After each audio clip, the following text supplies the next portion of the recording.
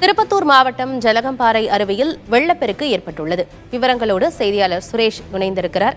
சுரேஷ், இப்போ அருவியில சுற்றுலா பயணிகளுடைய நடமாட்டம் இருக்கா? அருகே இருக்கக்கூடிய குடியிருப்பு பகுதிகளுடைய நிலை என்ன சுரேஷ்?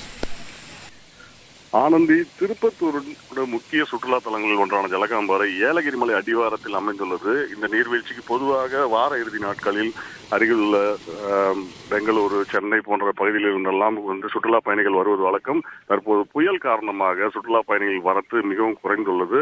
அதுவும் இல்லாமல் நேற்று மதியம் 12 மணி அளவில் தொடங்கிய சாரல் மழை தொடர்ச்சியாக இரவு முழுவதும் பெய்ததை தொடர்ந்து இன்று காலை ஜலகம்பாறையில் நீர்வீழ்ச்சியில் வெள்ளப்பெருக்கு ஏற்பட்டுள்ளது.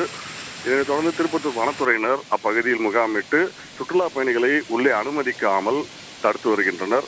மேலும் இந்த வெள்ளப்பெருக்கு ஏற்பட்டுள்ள நீரானது அது கால்வாய் வழியாக அருகில் உள்ள மாடப்பள்ளி, மடவாளம் உள்ளிட்ட கிட்டத்தட்ட 10 ஏரிகளுக்கு செல்லுவதால் குடியிருப்பு பகுதிகளுக்குள் இந்த நீர் செல்வதற்கான வாய்ப்பு இல்லை ஆனந்தி. அதனால் பாதுகாப்பாகவே உள்ளனர். தகவல்களுக்கு நன்றி சுரேஷ்.